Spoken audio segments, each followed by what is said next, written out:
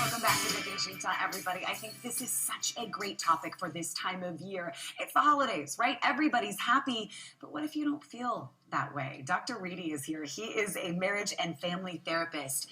How do you counsel patients when they say to you, I'm supposed to be this way during the holidays, and I don't feel it? You know, I think one of the biggest barriers is that we have expectations going in, like we should be happy. And I think people expect that of us. And I think for what I try to help people with is just embrace what it is. Sometimes it's a time to remember losses that we've had during the year and changes during the year.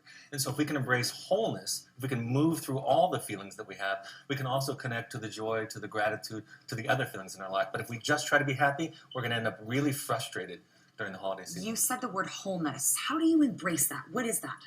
It's learning how to feel everything. I think a lot of times in our culture, we just try to feel the good, the positive, the happy. And when we shave off the sadness, we also lose some of the happiness that it's connected to. Our grief is connected to our love, right? Our sadness is connected to the people that we care about and what's been in our lives. So if we learn to feel everything, then we can learn to feel the joy as well as the pain. I think that's so interesting you say that, because you're right. So many of us say, shut those feelings out. Right. Just feel happy. Yep. And that doesn't work. Family gatherings are going to be happening or are happening. How do you deal with those this time of year? Well, my therapist calls these an elevator day, which means that we're going to regress often. We go back to that young place. And so if we can be kind to ourselves, if we can try to stay grounded in that idea that we've grown up, we belong, we matter, and we're not that little child anymore who's trying to prove themselves or get love, I think that can be a helpful way to approach it. So kindness toward ourselves, compassion toward ourselves, recognizing even on the front end that we might have regressive feelings and start acting like the 12-year-old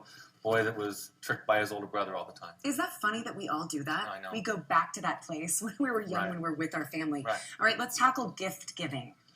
There's such a pressure out there to give this or that. How do you handle that as a family the right way? Right. You know, I think for me, the most important thing to remember is that abundance doesn't lead to gratitude. And I think as parents, we try to give our children enough so that they'll be happy. And we put a lot of pressure on ourselves. And sometimes financial stress can add to our stress with that. And so when we realize that gratitude, in our program, the students that work with us in our wilderness therapy program, what we realize is that having very little sometimes, again, helps you to feel grateful for everything. And so abundance is not equal to or does not lead to gratitude. And that's an important thing to remember. Is gift giving about us, or is it actually about our kids? I mean, do we do what, are we trying to make ourselves feel better by the gifts we give? Right. I think that's a great question. And I think giving a gift is giving it without expectation. And if we're giving it so that they'll be grateful, that they'll think we're a great parent, it's not really a gift, is it? It's an exchange for something in return. So a gift is ideally an expression of our love, and it goes out. Should you be having these conversations with your kids? Is that what you're counseling?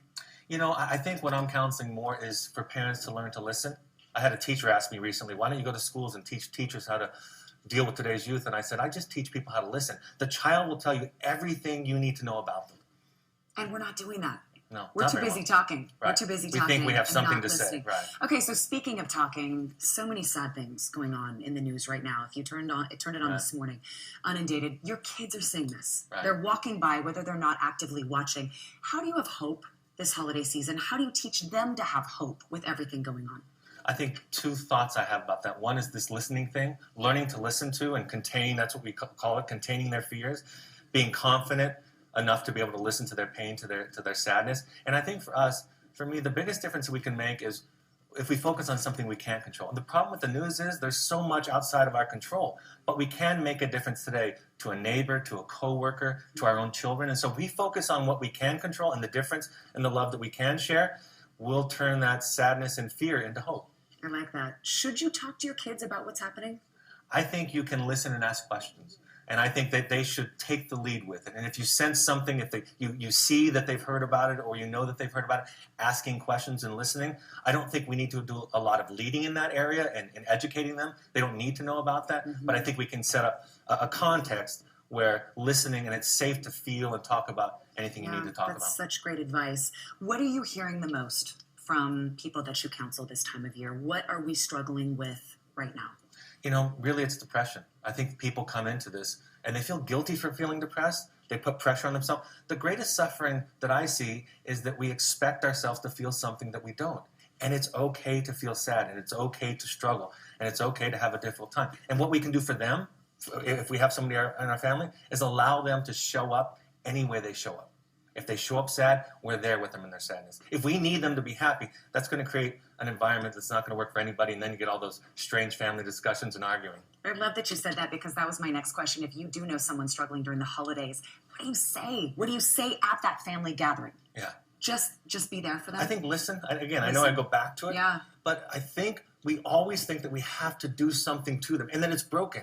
Being sad is not broken. Feeling grief is not broken. Feeling like you don't fit in is something that if somebody feels that, you can just listen to that. Allow them to show up as they are, and then they'll feel safe. And then they can move through the feeling and reconnect to the joy and all the wonderful things in their life. Dr. Reedy, love having you on the show. Thank He's from you. evoketherapy.com. Go to our website and we will link you to all of his information, goodforutah.com/GTU. It is right there. Thank you so much Thank you. for being here. Brian